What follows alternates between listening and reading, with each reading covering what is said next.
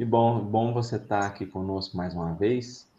E eu vou deixar você à vontade, tá? Você tem uma hora aí para nos trazer o que tem de melhor aí do seu conhecimento.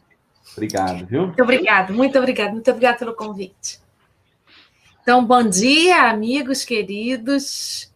Eu gostaria que a gente, nessa manhã, vocês já devem estar assim, a gente se imaginasse naquele sítio, naquele salão que a gente se encontrou, vocês possam se sentir abençoados, acolhidos pela espiritualidade que coordena esse evento. Vocês sabem, né? Que os eventos espíritas, sejam eles pequenininhos ou grandes, tem um grupo coordenador, planejador, que antes se prepara imenso para que tudo possa sair o melhor para os nossos crescimentos, para o nosso aprimoramento, né?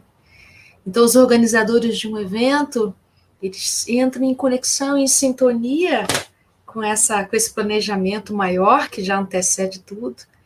Então, é como se a gente estivesse, como se não estamos, né? Ligados a um grupo enorme de espíritos do bem que torcem, que vibram, para que a gente possa aproveitar muito e nutrir as nossas almas. Porque a finalidade desses eventos não é a gente aprender conteúdo, né? Isso a gente pode pegar os livros da gente e estudar em casa, mas a proposta é a nutrição espiritual que vai acontecendo.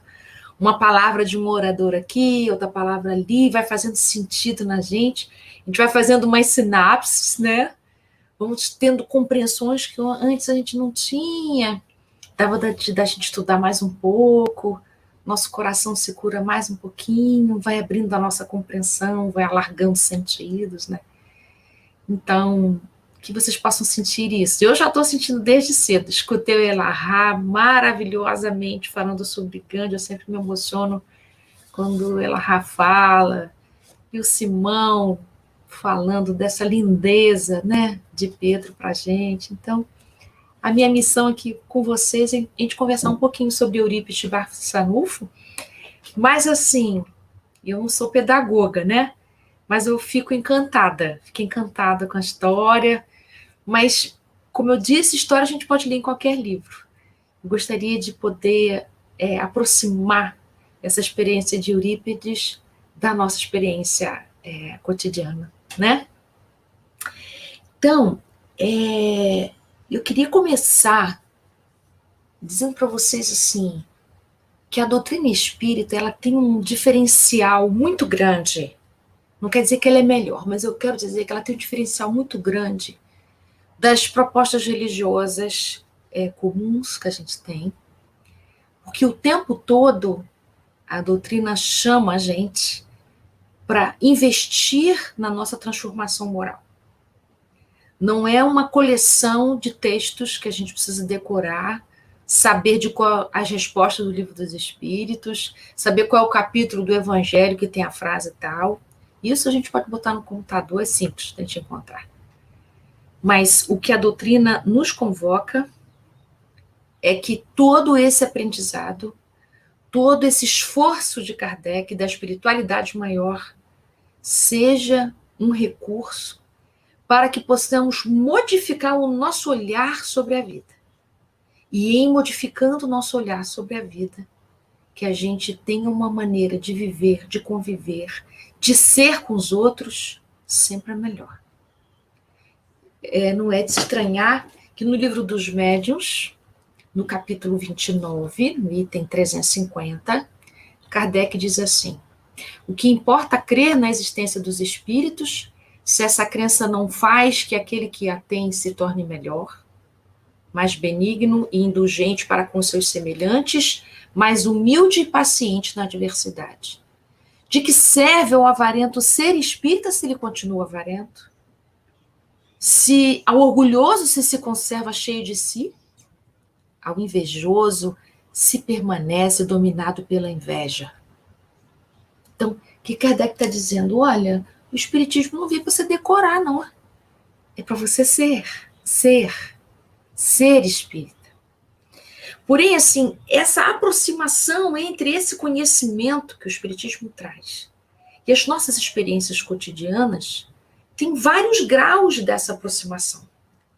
Então, poderíamos dizer que tanto mais é evoluído, alguém é evoluído, um espírito é evoluído, quanto maior for essa aproximação, né? Quanto mais juntinho estiver esse entendimento e as nossas atitudes cotidianas, das mais simples às mais complexas. Saber-se espírito imortal é uma coisa, viver enquanto espírito imortal é outra coisa completamente diferente. E em sendo um olhar sobre a existência, esse olhar vai modificar a nossa maneira da gente ensinar, a maneira da gente se medicar, a maneira da gente trabalhar, a maneira da gente conviver, a maneira da gente gastar dinheiro, a maneira da gente amar, tudo. Porque entender-se um espírito imortal, que reencarna várias vezes, cuja finalidade é um processo, um progresso, essa evolução que a gente tanto já está trabalhando nela, modifica tudo o que a gente precisa fazer. Não quer dizer que isso não seja feito com apreensão, com preocupação, com medo, qualquer coisa parecida. Claro que a gente vai ser assolado por tudo isso, afinal, nós somos arrastados pelas más paixões ainda, porque o nosso nível de amadurecimento ainda é iniciante, nós estamos na segunda classe de mundos, segundo Kardec, né? Então, calma, mas é para a gente trabalhar, né?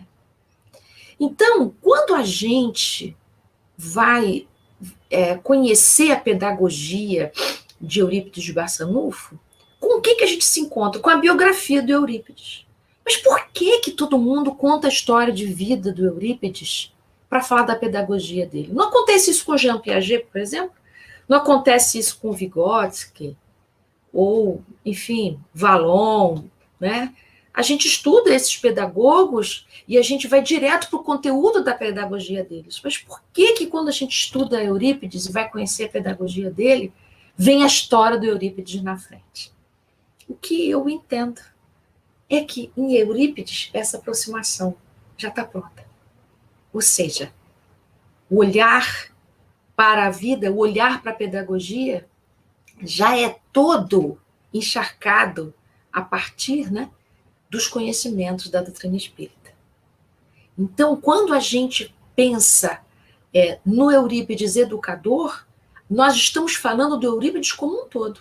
Educador, jornalista, vereador, filho, terceiro irmão de 15 crianças que aquele casal teve, né? Morador de Sacramento, professor, amigo, é um só. Então, quando o espírito consegue fazer essa integração entre a sua visão de mundo e seu modo de viver, aí nós estamos falando de um grande, não é? De uma apropriação, de um grande crescimento moral e espiritual. É para esse lugar que a gente está caminhando.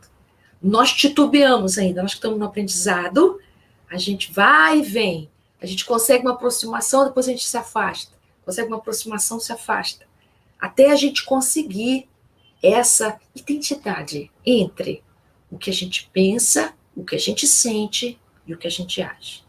Não é separado, como muitas vezes nós nos sentimos. Parece que a gente é um no centro espírita e parece que a gente é outro no trânsito, quando tem engarrafamento, Rio de Janeiro, principalmente. Então, na hora que eu estou naquela raiva enorme no trânsito, o espírita que eu sou lá na casa espírita dando passo desaparece. Então, eu acho que de tudo que eu li e pude me preparar para a gente estar junto hoje, isso é o que mais me impressionou na história do Eurípides de Barçanufo. Um espírita, um homem com uma história incrível, curta para os nossos parâmetros, ele só viveu 38 anos, mas em 38 anos o que ele fez foi extraordinário. Nós levaríamos muito mais anos, talvez não fizéssemos tudo que esse homem fez em tão pouco tempo de vida. O que ele conseguiu construir, o que ele foi ousado, o que ele foi corajoso, o que ele pôde fazer na direção da sua verdade. Então, ele tem uma frase que é para a gente guardar no coração, que é: poderoso é o sol da verdade. Mas de que verdade, né, Barçanufo está falando para a gente? Já vou falar da verdade, mas eu queria retornar um pouco para a gente situar historicamente, só uma palhinha, para a gente compreender o contexto aonde Eurípides vai viver o espiritismo na prática, na vida, né? A gente precisa lembrar, assim, Eurípides nasceu em 1880 e ele vai desencarnar em 1918. Esses 38 anos é exatamente um tempo de transição do século XIX para o século XX. É também a transição da monarquia para a Primeira República aqui no nosso país. Não é à toa, gente, que um espírito chega numa época assim, não é casual, né? Então, olha o que está acontecendo. Tem a abolição da escravatura em 1888, né? E temos a Primeira República chegando em 1890. Então, a gente precisa entender assim que a chegada de um espírito com essa característica, né, com esse tamanho que ele tem espiritual, com essa grandeza, nasce nesse momento de uma transição política, uma transição, inclusive, dos padrões educacionais das escolas. Porque, veja só, uma escola que está saindo de uma época em que igreja e Estado estão juntos, porque na monarquia igreja e Estado estão juntos. Então, quando chega a República, tem uma busca de separar a igreja da vida, né? Existem razões muito importantes para que isso acontecesse, né? Então, mas por um outro lado, quando se separa o Estado da igreja, quando tem essa separação, nós levamos essa separação e estamos até hoje pagando um preço caro dessa separação, não pela separação em si, mas para a gente não. Porque nós não fizemos uma separação, ainda não fizemos uma boa integração, melhor dizendo.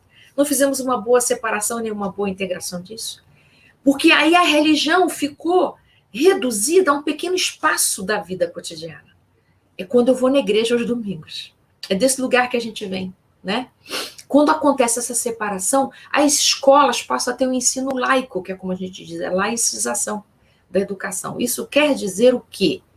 Que as escolas não devem ter nos seus currículos disciplinas religiosas morais.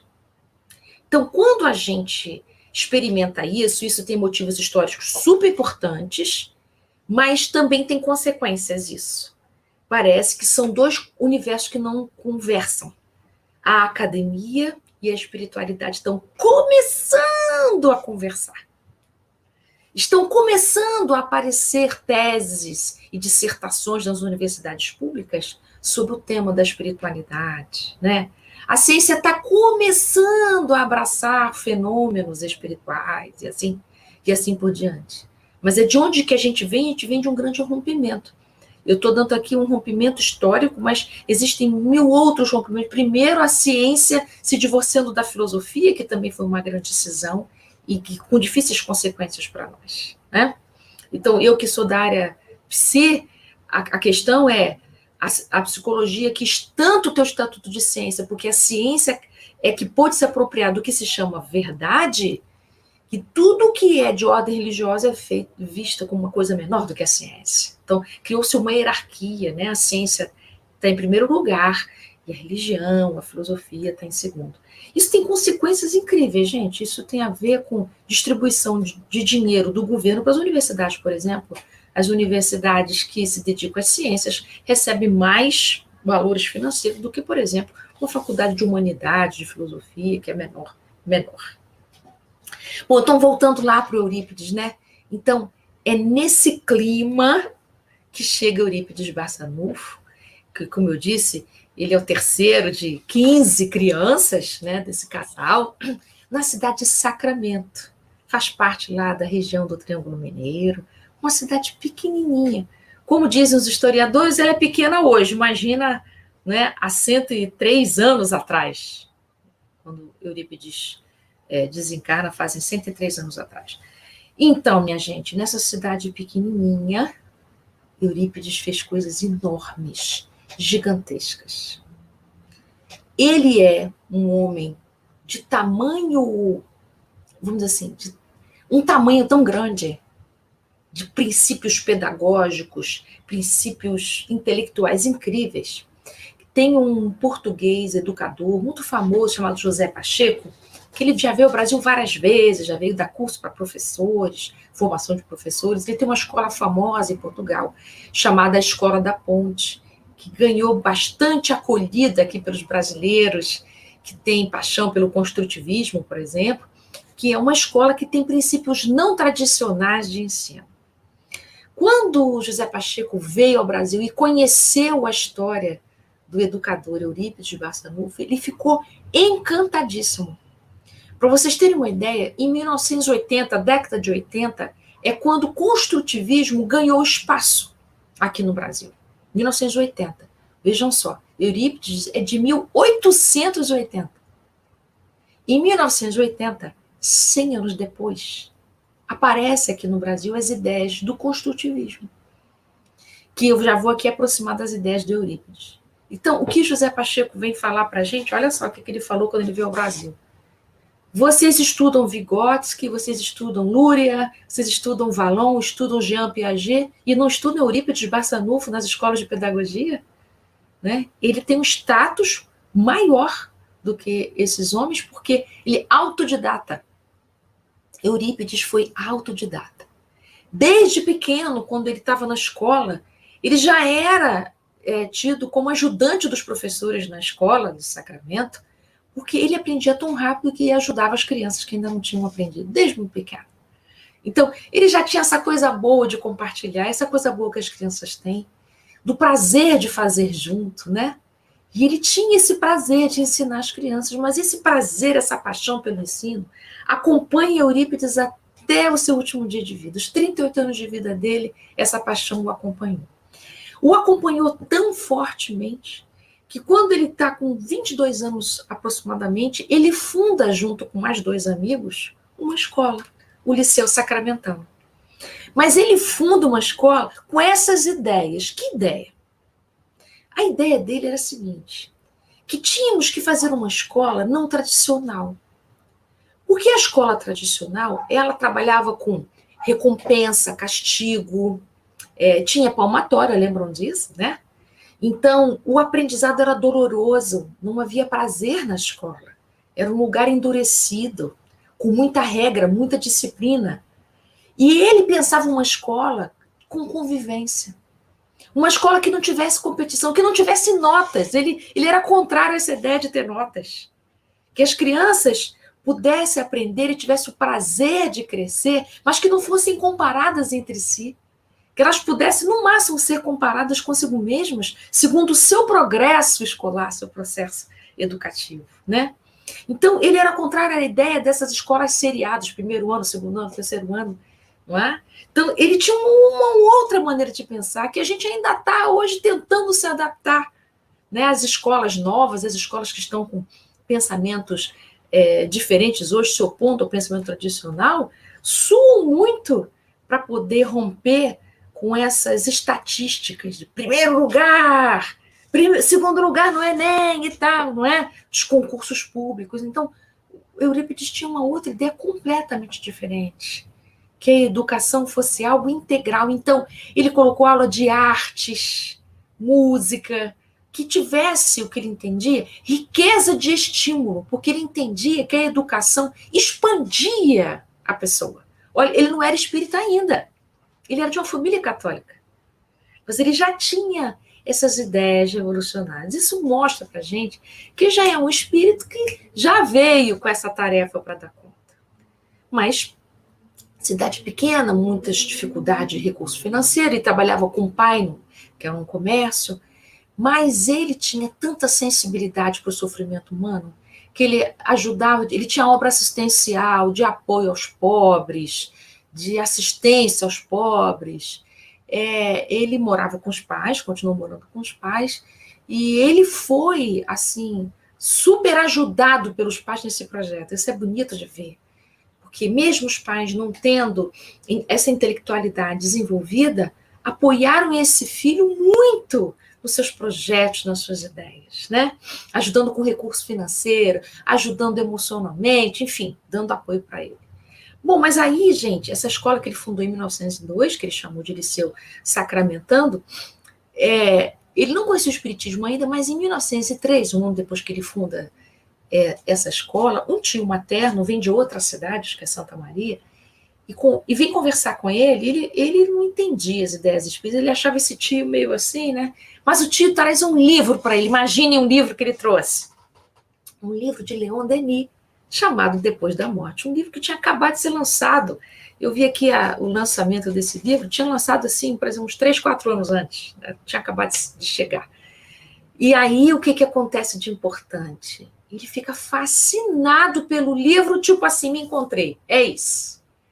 E aí ele participa de uma reunião mediúnica, ele ainda com um pouco de dúvida no coração, ele faz uma pergunta mentalmente, tipo assim, se existe espírito mesmo, se tudo isso aqui é verdade mesmo, eu vou fazer uma pergunta mentalmente, e se a resposta vier, então, eu creio para sempre, né, vamos dizer assim. Ele então faz uma pergunta mental, assim, só pelo pensamento, sem contar para ninguém, que ele queria compreender sobre as bem-aventuranças. E aí um médium, que nada sabia, nessa reunião mediúnica que ele foi, em 1904, nessa cidade lá do tio, o que acontece de importante? Um médium começa a dissertar sobre as bem-aventuranças e assina como sendo João. Então, gente, ele passa a ter tantas confirmações disso, que ele volta para o colégio e tem o desejo de inserir uma disciplina, colocar mais uma matéria para as crianças, para os jovens, que era sobre o espiritismo, para que eles conhecessem a verdade. Ele era muito apaixonado pela verdade. E ele era apaixonado pela verdade, mas a verdade amorosa, a verdade firme, né? Então, essa verdade amorosa, essa verdade firme, é uma verdade que esclarece, que liberta. O que ele começou a entender com o espiritismo fazia todo sentido com as ideias que ele já tinha sobre educação. Porque ele começou a entender, mas é claro, nós estamos educando espíritos. Estão no corpo de criança, mas são espíritos. A educação precisa despertar esse espírito para o crescimento moral. E nós, professores, somos os facilitadores disso. Eles não são alunos. Vocês sabem que a origem da palavra aluno vem de alumen, que quer dizer sem luz. Então, Eurípides entende o seguinte: não eram alunos, eram espíritos, tanto quanto espíritos são os professores, que juntos estamos aqui em prol do crescimento dele. Então, Eurípides, ele faz o seguinte, ele achava que essa distância alta do professor senhor, lá em cima, e o aluno aqui embaixo, não estava certo. E quando ele estudou o espiritismo, fez todo sentido. Somos todos irmãos, somos todos iguais, apenas em graus de tempo diferentes. Estamos aqui para compartilhar. E nessa convivência, todos crescemos. O professor cresce, o aluno cresce. O professor cresce ensinando. E o professor também aprende com as crianças. Então, ele vai mexendo com essas estruturas hierárquicas e propõe um método de ensinar completamente diferente. Então, junto da escola, gente, Eurípides criou também uma obra assistencial.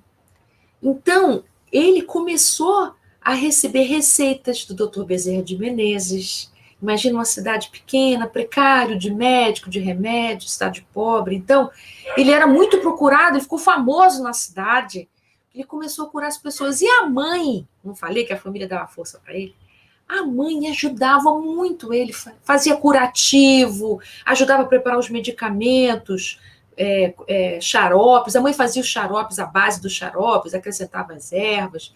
O pai, na loja comercial, recebia vidros das pessoas para que a mãe pudesse fazer lá os xaropes. Enfim, que coisa bonita que é isso, né? Assim, uma família apoiando um projeto do filho.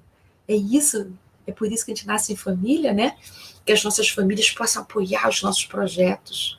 Todos viemos em famílias para que mutuamente tivéssemos a chance de crescermos, né? E nos ajudar mutuamente. Então, ele entendia a escola também como esse lugar familiar, educativo, que a educação transcendesse as portas da escola, porque ele entendia, inclusive, que a educação escolar era um ato político, tanto que ele se torna vereador. O pai dele assim, meu filho, você é mais famoso que o governador. Então ele se candidata a vereador, naquela época o vereador não ganhava dinheiro, gente. Vereador era um cargo de honra. Seria tão bom que continuasse assim, né? Mas vereador, ele se tornou vereador da cidade, tão carismático, né? Que ele tinha se tornado. Então, olha quantas frentes. Vereador, médico da cidade, professor, coordenador da escola. Nossa. Ele também era escritor, ele escrevia no jornal da cidade. Então, é uma coisa incrível. Jovem, com esse vigor de seus 20 e tantos anos, ele aproveitou todos os segundos da reencarnação. Eu acho que ele nem dormiu, Eurípides, né? Porque ele aproveitou tudo que ele pôde. Não sei, gente, é como se ele soubesse que ele ia desencarnar cedo, né? 38 anos, ele tinha pouco tempo para fazer muito. Então, é bonito a gente ver como é que alguém, quando tem clareza do seu propósito, o pequeno fica grande. Então, consegue tornar grande tudo onde coloca as suas mãos. A grandeza que ele trouxe. Até hoje, esse colégio que ele fundou existe. E aí agora eu vou contar um capítulo interessante, que em 1907, porque, olha só, depois que ele tem contato com o espiritismo, é impossível para ele não colocar espiritismo na escola. Então, o Liceu Sacramentano tinha aula de espiritismo para as crianças, enfim, com o objetivo de despertar. Veja só, não era catequizar, era evangelizar, isso é completamente diferente. Catequizar é o formato da sua cabeça. Olha, você pensava X, você agora vai pensar Y, segundo esses princípios aqui. Evangelização é uma outra coisa. Eu te ajudo a você pensar. Pensar o que você já pensa, mas eu vou abrindo a sua maneira de ver, vou trazendo reflexões, vou trazendo novos inputs para você poder mudar o seu olhar para outras direções, ampliar a sua perspectiva, pensar em outras possibilidades, questionar. Né? Então, por exemplo, ele mostrou que Deus não era Jesus, por exemplo, para as crianças, que a tradição católica fortíssima junta essas duas imagens. Então, ele foi mostrando, por exemplo, que Deus não era Jesus para as crianças e tal. E isso é uma diferença enorme, entender Jesus como nosso irmão. Fica tão possível entender Deus como Criador, como Pai. Pai de Jesus, inclusive. Faz todo sentido a oração Pai Nosso. Então, esses esclarecimentos que vai libertando o espírito, como ele diz, despertando o espírito, esse é o sol da verdade. Poderoso é o sol da verdade, porque salva vidas. Eu me entender como um espírito imortal me salva do desespero, me salva do suicídio, me salva da desilusão, me salva dos crimes. Porque a gente vai entendendo o que a gente está fazendo aqui. E Eurípides não só era médium, né, receitista, como ele tinha dois fenômenos mediúnicos importantes, que é da bicorporeidade, então ele estava na escola e ao mesmo tempo ele ia fazer parte de um trabalho assistencial em outro lugar, por exemplo, um parto de alguém em emergência, ele fazia parto também. Ele também tinha o fenômeno de desdobramento, que é quando cai no ligeiro sono, ele é capaz de ir a um lugar e aqui descrever o que está acontecendo lá, que é diferente de ir e fazer ao mesmo simultaneamente, né? Então, tem várias histórias de Eurípides sobre isso, né? Tem uma que eu achei interessante, que ele está dando aula e ele avisa os alunos que vai chegar um cavaleiro para eles se aquietarem, para conversar com ele e tal. E aí ele diz, o cavaleiro chega esbaforido, dizendo, ai, a minha mulher tem trabalho de parto, pelo amor de Deus, vai lá que o filho vai nascer. Ele disse assim, já nasceu, já fiz o parto, está tudo bem. Não é possível, eu não encontrei com o senhor no meio do caminho, não é possível que o senhor tenha te dado. Eu já fui, meu amigo. Mas o homem não acreditou. Bom, aí ele pediu para a criançada esperar, e aí ele foi com o cavaleiro até a casa. Quando chegou lá, a mulher com o bebê no braço e diz, ué, seu Eurípides, o senhor veio aqui de novo? E aí, comprovando o que ele havia dito, né? Ele já tinha estado lá, né?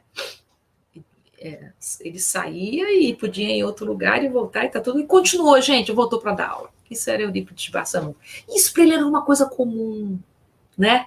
A vida dele era assim, totalmente devotada a esse trabalho do bem, enorme, né?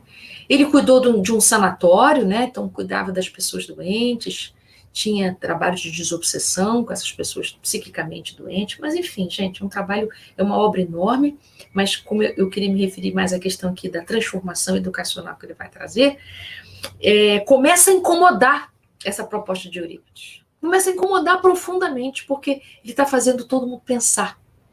Né? Interessante, gente, Sócrates, que é um filósofo que consta, né, no início do Livro dos Espíritos, a gente lê sobre Sócrates, começavam a dizer como era perigoso, porque Sócrates fazia os outros pensarem, né? A filosofia de Sócrates era assim, né? Ele se dizia parteiro de ideias.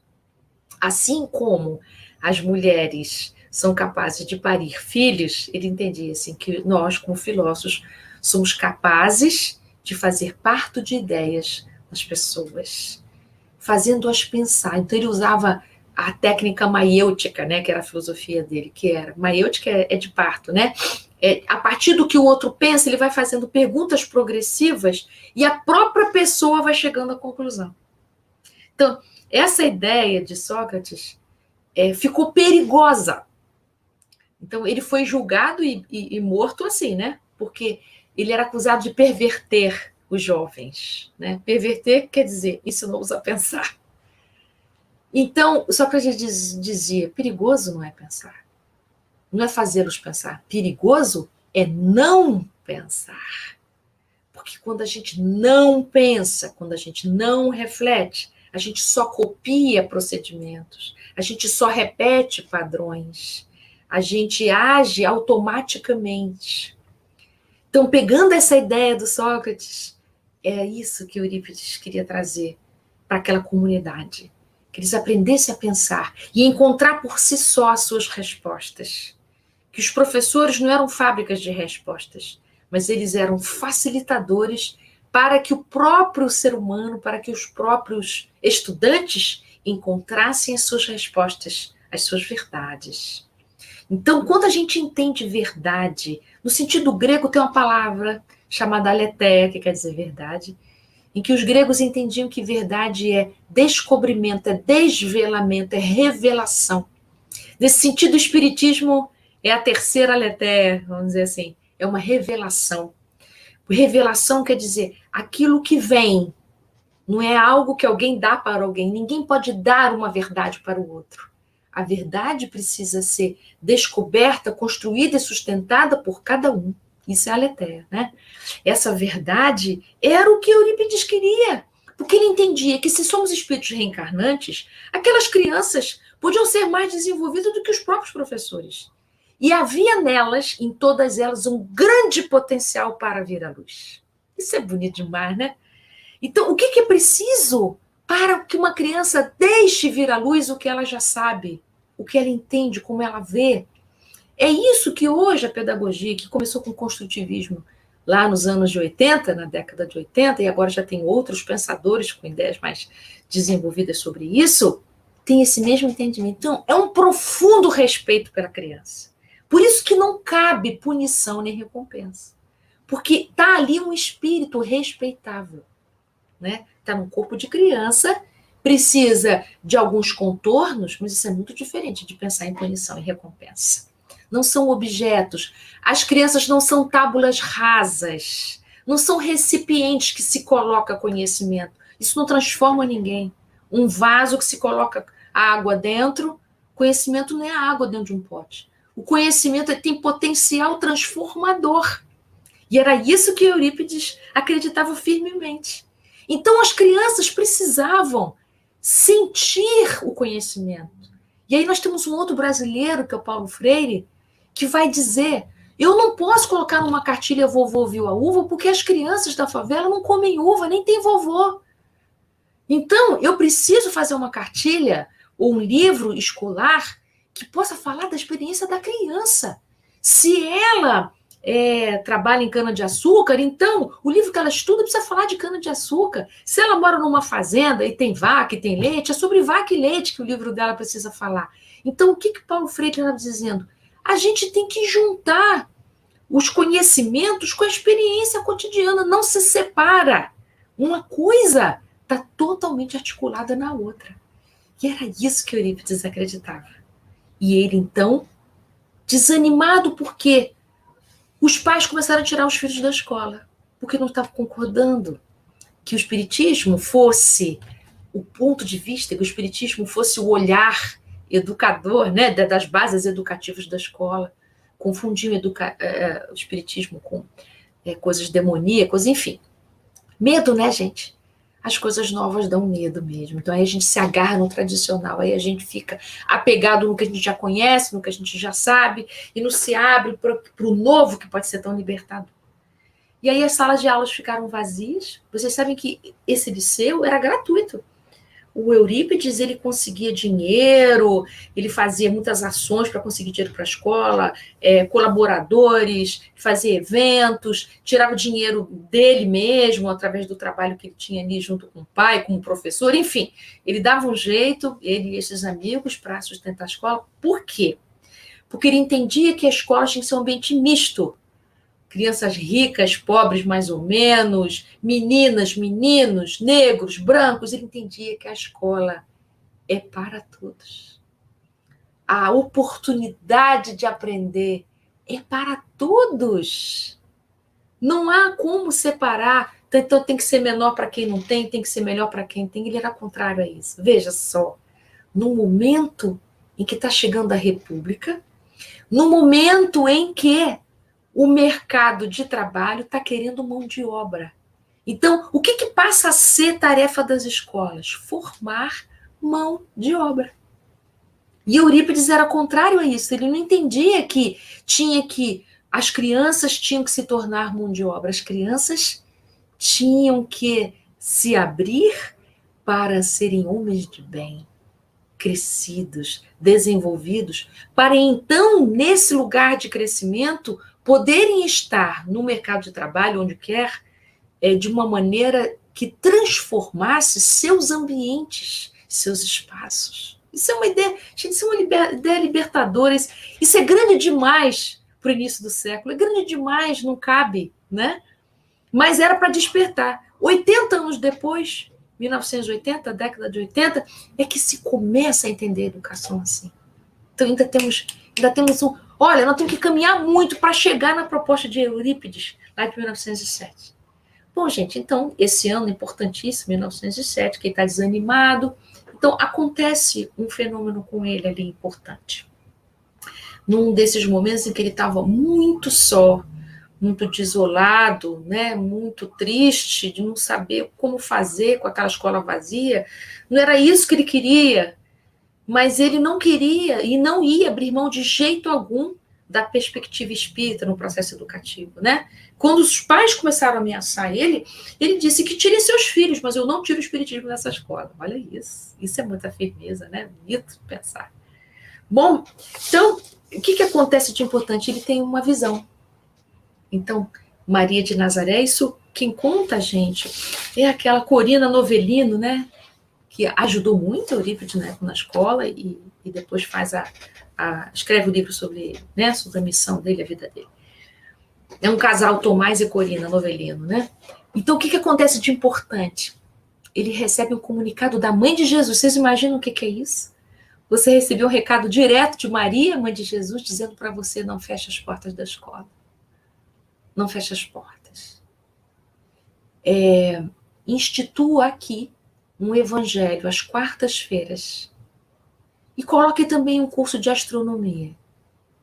E eu vou cobrir sua escola com meu manto de amor. Isso é de uma beleza, né? Grandeza. Isso mostra que ele era um espírito que tinha condições de receber esse apoio. A gente precisa ter condições, né? Poder receber. E a partir desse momento, então, ela orienta que ele modifique o nome da escola. Deixar de ser Liceu Sacramentando e passa a ser Colégio Allan Kardec. Então, nesse momento, gente, então, esse temor todo de ter as salas vazias desaparece e a escola volta. Então, ele coloca lá Colégio Allan Kardec, até hoje é a fachada desse colégio, um colégio bonito, vocês podem entrar na internet para ver as fotos. Esse colégio Allan Kardec, então, passa a ministrar as aulas de espiritismo como qualquer escola católica tem o direito, não é? As escolas católicas não têm a aula de moral cristã e tem o nome de católica no nome, Nossa Senhora disso, Nossa Senhora daquilo. Por quê que o espiritismo não podia ser também? É a primeira escola espírita do Brasil, 1917. Então, nasceu como Liceu Sacramentano em 1902 e se torna Colégio Allan Kardec em 1907. Então, para alguém ter a força moral tão jovem como ele era, né, seus 20 e poucos anos, ter essa força moral, é algo que é um patrimônio que Eurípides traz já de uma estrada construída até então. Então, é muito inspiradora a história de Eurípides para os nossos momentos de dúvida. Quando a gente tiver medo de colocar a palavra espírita na nossa casa espírita, quantas casas espíritas têm medo de colocar o nome na sua fachada, né? Como se pudéssemos ser excluídos ou julgados por isso. Então, Eurípides é considerado um apóstolo do espiritismo, e eu fico pensando, essa palavra apóstolo ela é muito importante por algumas coisas, né? Lembra que eu falei do grau de aproximação da verdade, né? O grau de aproximação das verdades do Cristo que rege a nossa vida? Então, a gente pode estar lá na ponta, na indiferença. Com o tempo, a gente faz parte da multidão que segue o Cristo, porque os indiferentes nem olham, não se sentem nem, não são tocados. Depois de um tempo que a gente experimenta a vida como indiferente ao Cristo, a gente experimenta a vida como multidão. Nós vamos na multidão, a gente se sente tocado, mas não sabe muito bem aonde e tal, mas isso aqui me interessa. É o que eu chamo de os simpatizantes do espiritismo. Está na multidão, é simpatizante. Não pode nem se dizer que é espírita ainda. Mas simpatizante já é melhor que o indiferente, né? E o que é inimigo do espiritismo também já está melhor que o indiferente, gente, porque o inimigo, de qualquer maneira, tem contato com o espiritismo, já é alguma coisa. E dos indiferentes e de multidão, quando estar na multidão, e eu me dou conta que há adoecimentos que só no contato com Cristo eu tenho a chance de me curar, eu começo a me diferenciar da multidão e quero tocar o Cristo. Assim aconteceu com vários personagens que a gente conhece, não é? Que saíram da multidão e foram ter com Cristo. Quantos que a gente conhece assim? Maria de Magdala saiu da multidão, mulher hemorroíça saiu da multidão, os cegos, os leprosos, né? Os paralíticos, todos esses que se curaram é porque saíram da multidão. Então, veja, a gente vem lá da indiferença, a gente chega na multidão, a gente vai com todo mundo, faz como todo mundo faz, mas algo ali me interessa, esse clima me interessa, tal, mas qualquer coisa me desvio, me distraio, saio, já não faço mais parte. Mas então, depois que eu me dou conta do meu adoecimento, do meu afastamento das leis divinas, e entendo que preciso desse encontro, como Paulo de Tarso teve esse encontro, como Pedro teve esse encontro, como todos nós, em algum dia da nossa vida, a gente teve esse encontro com Jesus, e aí a cura das nossas almas se dá, aí a gente começa a ser um discípulo de Jesus, em que a gente é ávido pelo entendimento. E aí nós estamos à busca de sentido da vida, de sentido para existir. E as palavras de Jesus vão fazendo sentido para a gente. E nos emociona, a gente nem entende por quê, porque não é para entender, é para sentir. E aqueles conhecimentos começam a fazer parte do nosso cotidiano. Então, um monte de coisas são lícitas, mas não convém mais, não combina mais comigo. Eu até tenho vontade, mas não combina mais comigo. Aquilo já me dá culpa, aquilo já me dá mal-estar, já me dá desconforto. Aquela violência que me era tão natural, eu já não me sinto tão atraída por aquela violência. Aquilo que me interessava tanto, já não me interessa mais tanto. Então, eu começo a fazer um movimento de apóstolo, que é de querer mais, que é beber essa água que nunca mais tem sede, como uma mulher do poço. Essa água que salva vidas, que enche a nossa vida de sentido.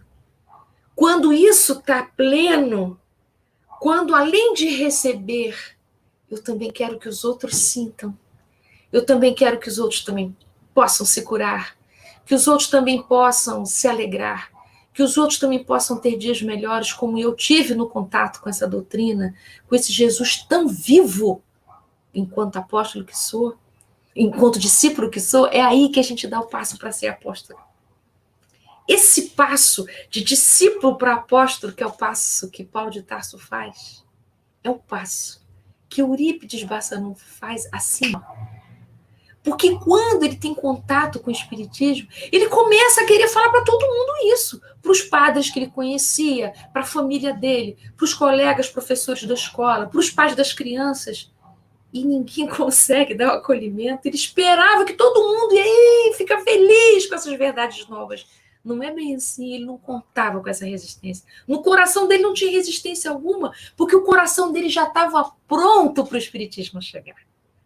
A vida dele já era uma vida na caridade. Ele, desde muito cedo, fazia parte de obras assistenciais. Então, aos 23 anos, quando ele tem contato com o espiritismo, com esse tio, quando ele vai nessa casa espírita, isso para ele já está. Só colocou a cereja. Ele achou que todo mundo ia querer comer bolo com cereja. Não é bem assim. Semelhante ao que aconteceu com Paulo, não é verdade? Paulo, quando tem esse encontro com Jesus, ele quer chegar lá e contar para os seus pares, e ele percebe que não é bem assim, e aí ele vai para o deserto, passa aqueles 3 anos com Áquila e Prisca, enfim, vocês conhecem essa história toda. É o momento da virada, em que a gente sai de discípulo para apóstolo. É quando a gente, além de se nutrir, queremos repartir o pão. É o que a gente chama de companheiro, né? Aquele que reparte o pão com o outro. Esse momento, que é o momento do grande teste, não é fácil para nós, não, sustentar. Então, tem um versículozinho de Marcos que fala daquela progressão de erva, que vira espiga, depois vira grão maduro. Tem um texto no livro Caminho, Verdade e Vida, vou só aqui verificar o capítulo, gente, 102, em que Emmanuel diz que quando a gente ainda está ali, enquanto erva, as pessoas cobram da gente que a gente seja espiga. E quando a gente é espiga, cobram da gente que a gente seja grão maduro. Então, da gente, calma aí, nós estamos num processo de erva para espiga, para se tornar grão maduro. E aqui, no caso de Eurípides, é isso. Somos nós, esses grandes viajores, que viemos lá da indiferença, viramos multidão, nos diferenciamos da multidão e quisemos seguir Jesus e ser apóstolos. Desculpa, gente, eu sempre erro isso. E queremos ser discípulos. E estamos num grande processo ainda de aprendizado, de sair do lugar só de receber enquanto discípulos e tornar esses conhecimentos a nossa vida mesmo, como cristãos, em que não se separa, que essa aproximação é consistente, firme, constante. E aí, então, é quando a gente dá o próximo passo, que é o apostolado. É para onde todos estamos indo. E nesses trabalhos que todos nós, cada um de nós, na sua casa, nos seus trabalhos cotidianos, do movimento espírita, todos nós estamos buscando solidificar esse lugar. E eu me lembrei aqui de uma palavrinha linda que o Elahá falou na nossa palestra de manhã cedo, uma palavra usada por Gandhi, que é a filosofia dele, que é satyagraha. São 2 palavras que virou uma. Satya quer dizer verdade. Graha, porque vem de agraha, que quer dizer firmeza. Então, satyagraha quer dizer insistir pela verdade, o amor pela verdade. E graha também pode ser firmeza, constância, perseverança.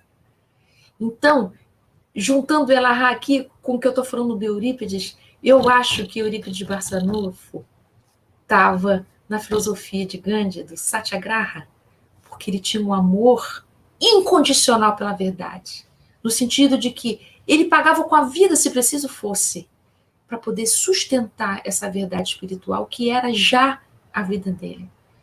Então, eu acho que esse grande exemplo, essa inspiração, Eurípides não tinha nenhuma preocupação em que as pessoas o copiassem ou fizessem como ele, de jeito algum. Ele tinha um pensamento totalmente contrário a isso. Ele não queria euripidianos para segui-lo de jeito algum. Ele queria que seguíssemos o Mestre Jesus, era só isso. Então, mas ele é uma inspiração para nós. Inspiração para que a gente saia dos projetos e vá para a ação. Pode ser que você tenha pouco tempo, eu tenha pouco tempo. Não deixar para depois. Coloque em ação aquilo que faz sentido para você. Aquilo que faz o seu coração vibrar. Essa é a sua verdade. Mas olha, insista na verdade, no sentido de firmar a verdade, perseverar na sua verdade, com amor. Porque a gente pode usar a verdade de uma maneira violenta. Não é dessa verdade que Gandhi falava, nem é dessa verdade que Eurípides está falando, né? Ele está falando essa verdade amorosa, porque a única verdade que transforma o nosso coração, que é capaz de curar nossas feridas velhas, que é capaz de amolecer as nossas defesas poderosas que a gente tem na nossa alma, é o amor. Uma verdade amorosa.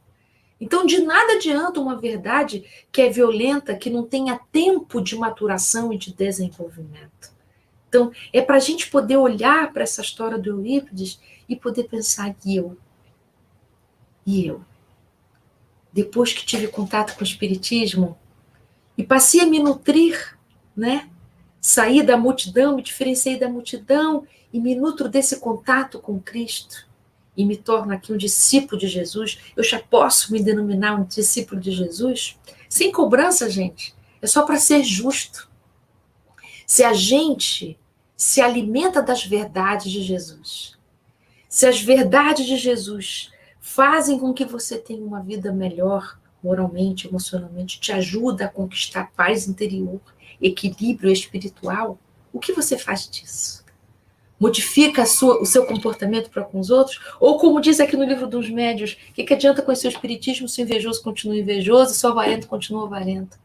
Será que essas verdades espirituais às quais você já teve contato têm modificado essas paixões que têm tornado sua alma em desalinho? Quem você se tornou a partir desse contato com as verdades espirituais, né? Eurípides Barçanufo se tornou um apóstolo, né? E é por causa dele que hoje aqui podemos, 100 e tantos anos depois, dizer e agradecer esse grande passo que ele deu. Quantos educadores hoje estão inspirados pela força desse homem, né? E nós somos inspiração para alguém? Somos inspiração para os nossos filhos? Qualquer um de nós, não é? Pode desencarnar hoje, daqui a pouco, amanhã, hoje à noite, enfim. Já deu tempo da gente deixar o coração dos nossos queridos marcados com os nossos passos, mas com amor, né? Então, é bom da gente poder olhar para isso, não como pressão, nem a gente se sentir errado, nem culpado, mas como inspiração. Quem é a inspiração para você? E quem você inspira com o seu modo de viver? Não é com as suas palavras, com o seu modo de viver e de conviver junto com os outros. E aí, então, eu queria fechar o nosso encontro com uma frase que foi publicada no Jornal de Uberaba, quando Eurípides faleceu.